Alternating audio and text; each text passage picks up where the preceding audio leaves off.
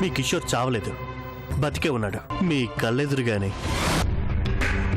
ఈ blank paper మీద సంతకం పెట్టు. ఇప్పుడు సంతకం పెట్టను అంటే? ప్లాస్టిక్ సర్జరీ ద్వారా కిషోర్ అనబడే నువ్వు ఆదిత్యగా మారుతున్నప్పుడు రికార్డ్ చేసిన ఈ వీడియో బయటకొస్తుంది.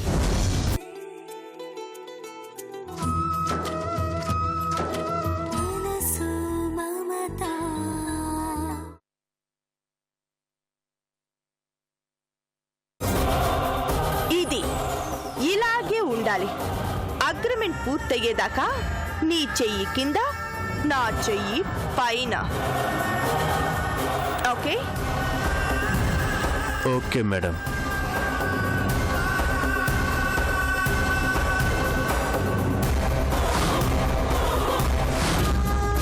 అలా సౌందర్యతో అగ్రిమెంట్కి వచ్చాను.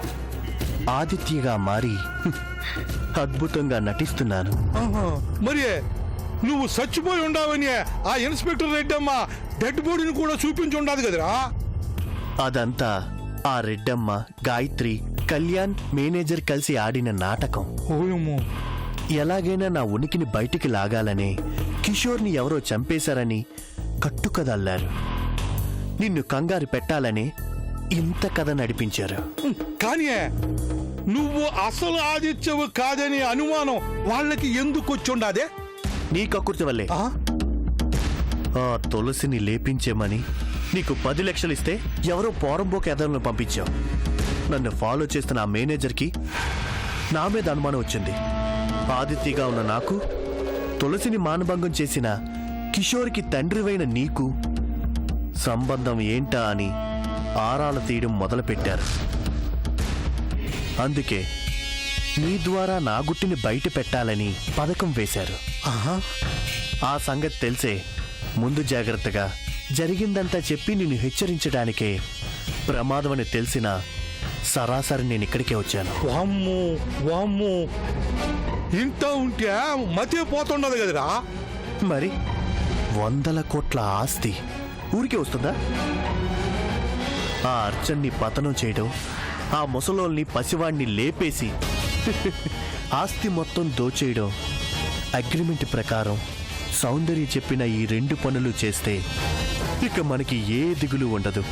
మహారాజుల్లా బతకచ్చు. నువ్వు అట్టాడుకో. మరి ఆ కోట్ల డబ్బుని నేను వడ్డీలకు తిప్పితే రిజర్వ్ బ్యాంకును మించిన లాభాన్ని గడించేయచ్చు కదా. అర్థమైంది కదా నాన్న. అందుకే అనవసరంగా నువ్వు టెన్షన్ పడి నన్ను టెన్షన్లో పెట్టకు. కొన్నాళ్ళు సైలెంట్గా ఉంటే చాలు.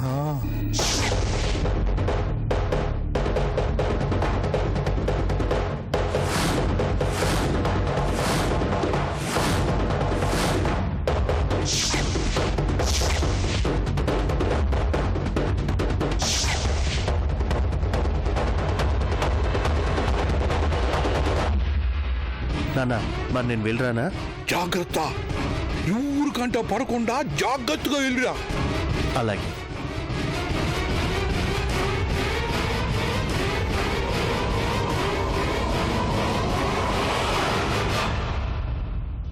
టోటల్గా ఆదిత్య మాటల్ని మొత్తం రికార్డ్ చేశాను.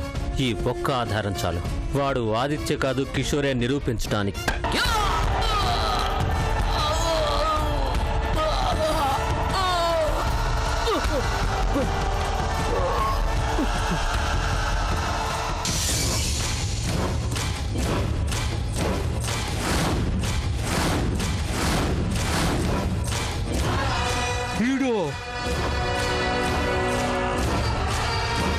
నా గుట్టు బయట పెట్టాలని సీక్రెట్ గా షూట్ చేశాడు. అమ్మో, అంటే అంతా నీకు తెలిసే?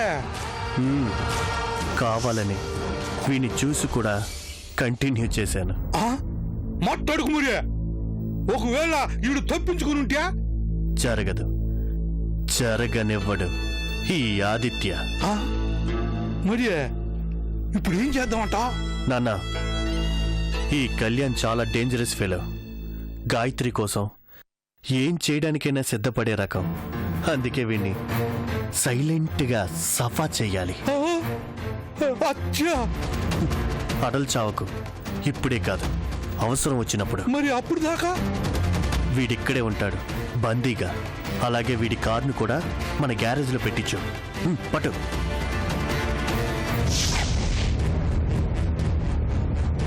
నాన్న వీడి జాగ్రత్త. తేడా వచ్చిందో ఇద్దరం ఇరుక్కుంటాం పోలీసుల చేతిలో. పద.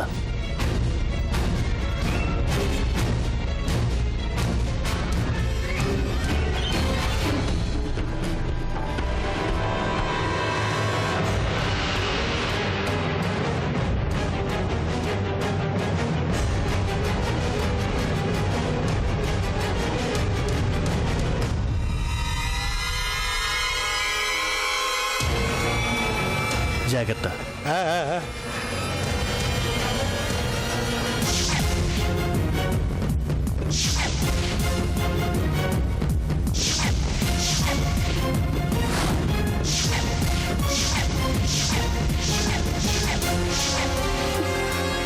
మేనేజర్ గారు, నాకెందుకో కంగారుగా ఉంది.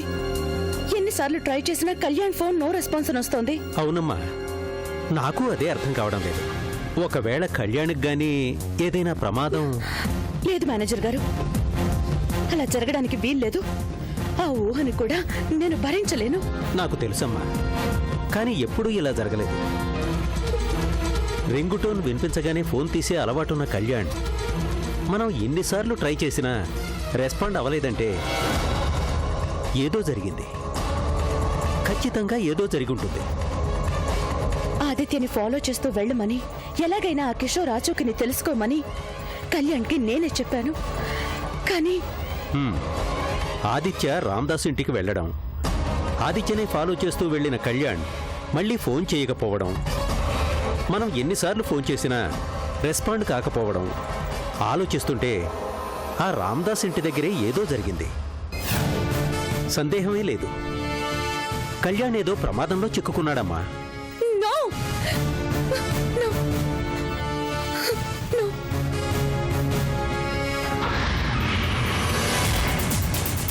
మేడం, గాయత్రికి నేను ఆదిత్య కాను అని అనుమానం వచ్చేసింది. ఎలా ఎలా వచ్చింది? అచ్చు గుద్దినట్టు నిన్ను ఆదిత్యగానే తయారు చేసినా కూడా ఎలా జరిగింది? అది నా డ్రైవింగ్ లైసెన్స్ వల్ల. వాట్? డ్రైవింగ్ లైసెన్సా? అవును మేడం. అసలు ఏం జరిగిందంటే,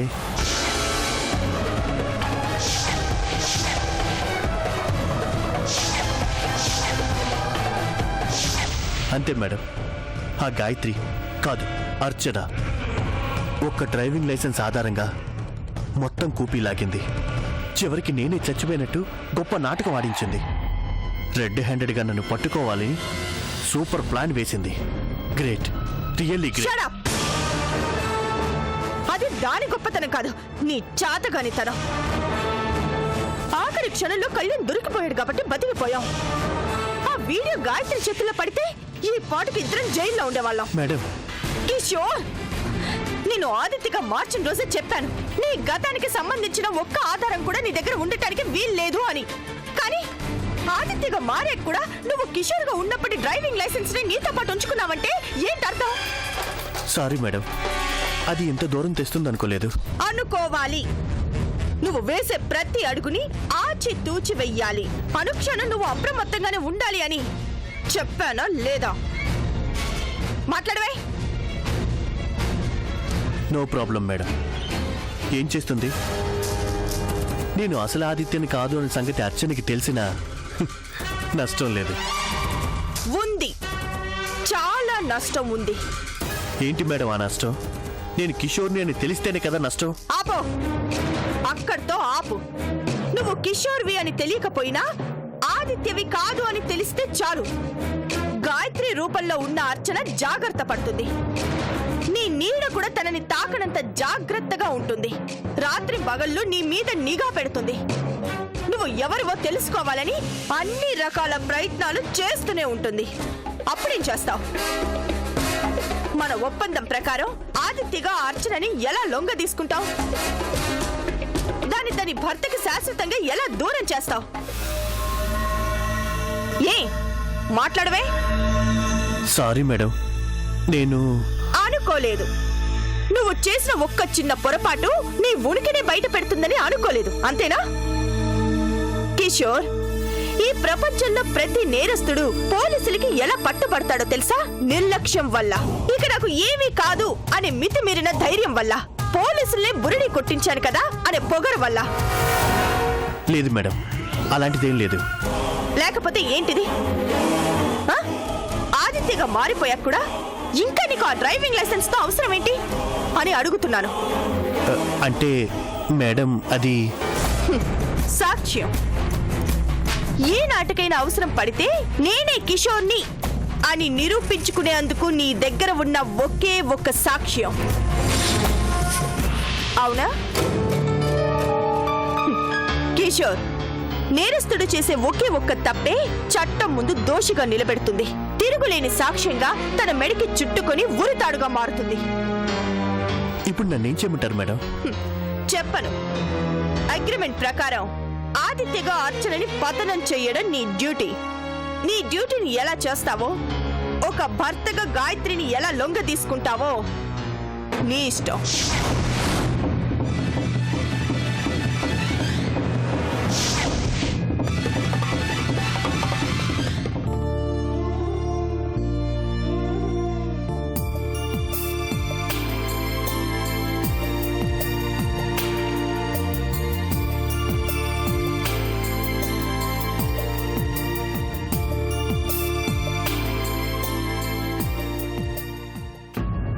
నాన్నా, నాన్నా, నాన్నా, నాన్నా, నాన్నా, పిలుస్తుంటే అలా వెళ్ళిపోతున్నారేంటి నాన్నా? ఎవరమ్మా నువ్వు? నాన్నా, నాన్న? ఈ నాన్న నీకు ఇంకా గుర్తున్నాడా? అదేం మాట నాన్నా? మరి ఇంకెలా మాట్లాడనమ్మా? ఇన్నాళ్ల తర్వాత నువ్వు నాన్న అని పిలిస్తే పద్మాని మురిసిపోవటానికి మన మధ్య ఇంకా తండ్రి కూతుళ్ల బంధం మిగిలే ఉందంటావా? ఎందుకు నాన్న అంత నిష్ఠూరంగా మాట్లాడతారు? నిష్ఠూరం కాదమ్మా, నిజం. నిజంగా నీకు తండ్రనేవాడు గుర్తుంటే మీ అమ్మతో కలిసి మీ అక్క కాపురాన్ని నాశనం చేయటానికి వెళ్లేదానివా? సూర్య నిన్ను ఎంత అభిమానించింది, వద్దు చెల్లి అంటూ నిన్ను ఎంత ఆప్యాయంగా చూసుకునేది. అలాంటి మీ అక్క బతుకులోనే నిప్పులు పోయాలని చూశారు గదే. నాకు తెలియదనుకున్నారా? మీతో లేనంత మాత్రాన మీరు చేస్తున్న తప్పుడు పనుల గురించి నాకు తెలియదని అనుకుంటున్నారా? తెలుసు, నాకంతా తెలుసు, అన్నీ తెలుసు. తెలిసే మీ మీద కంపరంతో మనస్సు చంపుకుని నా పాటికి నేను బతుకుతున్నాను. నాన్న, ప్లీజ్ నాన్న. ఏమ్మా, బాధగా ఉందా? నిజం చెబితే గుండెల్లో గుచ్చినట్టుగా ఉందా? అంత జరిగాక, ఇంట్లోంచి తన్ని తరివేశాకైనా నీకు మీ అమ్మకి బుద్ధొచ్చిందా? లేదే. అడుక్కు తిన్నట్టు నటించారు. మళ్ళీ సూర్య కనిపించగానే ఊసర వెల్లులాగా దొంగ ఏడుపులు ఏడుస్తూ మళ్ళీ దానింటికే చేరారు. అయినా సూర్యే మీ కుక్క బుద్ధుల గురించి తెలిసి కూడా జాలిపడి పిన్ని చెల్లి అంటూ అభిమానంతో తనింట్లోకి తీసుకెళ్లి పెట్టుకుంది. అప్పుడేం చేశారు? సూర్యని కృష్ణని విడదీయటానికి గోతికాడ నక్కలాగా ఎదురు చూస్తూ కూర్చున్నారు. ఆ రాక్షసుడు రుద్రతో చేతులు కలిపి ఆడవాళ్ళని కూడా మర్చిపోయి నీచంగా హీనంగా ప్రవర్తించారు. ఏమ్మా, మీ కుట్రలన్నీ బయటపడ్డాక అల్లుడు తన్ని తగలేస్తే కనీసం అప్పుడైనా మీరు మీ పద్ధతుల్ని మార్చుకున్నారా? సిగ్గు ఎగ్గు లేకుండా ఆ రుద్రగాడి పంచన పడున్నారే. వాడు విసిరేసే ఎంగిలి మెతుకుల కోసం ఆశపడి మీ అమ్మ, అమెరికా మొగుడొస్తాడని పగట కలకంటూ నువ్వు, ఇన్నాళ్ల తర్వాత ఇప్పుడు అది కూడా రోడ్డు మీద కనిపిస్తే నాన్న అంటూ నా దగ్గరికి వచ్చావు. ఎందుకమ్మా ఈ దొంగ ప్రేమలు? నిజమే నాన్న, నువ్వు చెప్పినవన్నీ నిజమే. కానీ అమ్మ మాట కాదనలేక అడ్డమైన దారిలో నడుస్తున్నాను అంటావు, అడ్డమైన పనులు చేస్తున్నాను అంటావు. నువ్వు చేసిన తప్పుల్ని పాపాల్ని సమర్థించుకోవాలనుకుంటావు, అంతేనా? లేదు నాన్న, నిజంగానే నేను నా తప్పుల్ని తెలుసుకున్నాను. అందుకే వద్దు, ఇంకా నా ముందు నటించాలని చూడద్దు. పద్మ, నీకిదే చెప్తున్నాను, గుర్తుంచుకో. ఆలస్యమైనా రహదారిలో వెళ్ళేవాడు రాజులాగా తలెత్తుకుని బతుకుతాడు. అడ్డదారిలో వెళ్ళేవాడు దిక్కుమొక్కు లేకుండా అలో లక్ష్మణ అన్నట్టు అధోగతి పాలవుతాడు. మీ అమ్మ మాటల్ని గుడ్డిగా నమ్మి అడ్డదారిలో వెళ్తున్నావు నువ్వు. అందుకు తగ్గ ఫలితాన్ని కూడా నువ్వే అనుభవిస్తావు. నాన్న, వద్దు నాన్న, కన్న తండ్రివి, నీ నోటితోనే నన్ను శపించొద్దు. కన్న తండ్రి? ఈ తండ్రి మాటలకి అర్థం నీకిప్పుడు తెలియదమ్మా. ఏదో ఒకరోజు ఎదురు దెబ్బతిని బోర్లా పడతావే, అప్పుడు తెలుస్తుంది. నాన్న, లేడు, నీకు తండ్రి లేడు, మీ అమ్మకి భర్త లేడు, నాకు మీరిద్దరూ లేరు.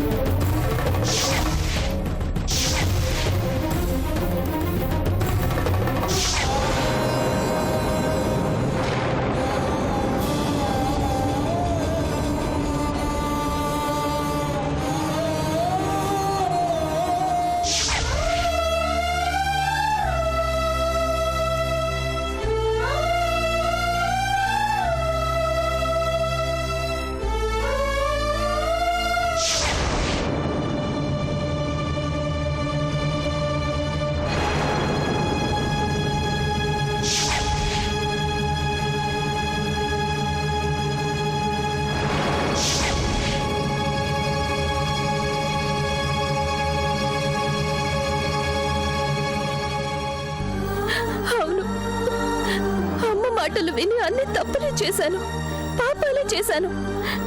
దేవత లాంటి సూర్యక్క కాపురంలో నిప్పులు పోయాలని చూశాను. ఇప్పుడు నా తప్పుని నేను తెలుసుకున్నాను. క్షమించక్క అని అడగాలనిపిస్తున్నా సూటిగా అక్క ముఖంలోకి చూసే ధైర్యం కూడా నాకు లేదు. అందుకే కనీసం ఒకసారి బావగారినైనా కలవాలి.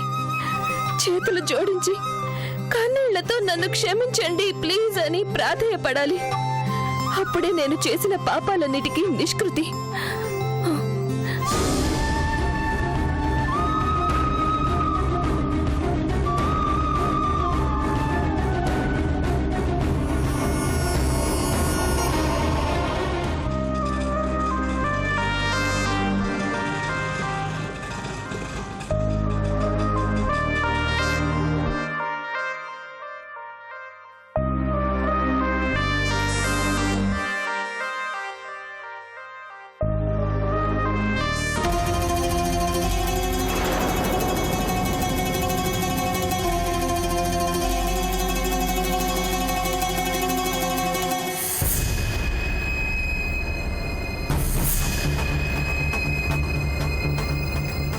సౌందర్య, ఈ దయ్యం ఇక్కడికెందుకు వచ్చింది?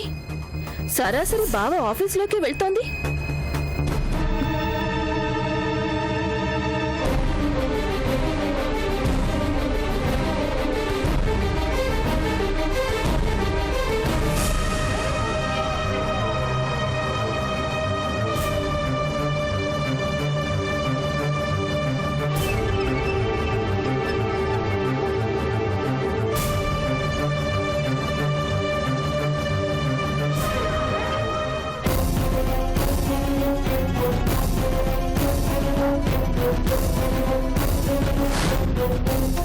సొంతం అన్నట్టు సీట్లో కూడా కూర్చుంది.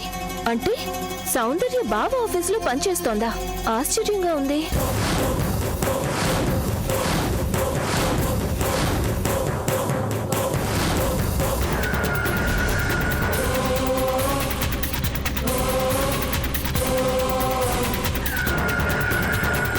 చూడబోతుంటే ఈ రాక్షసి ఇక్కడ చేరి చాలా రోజులైనట్టుంది.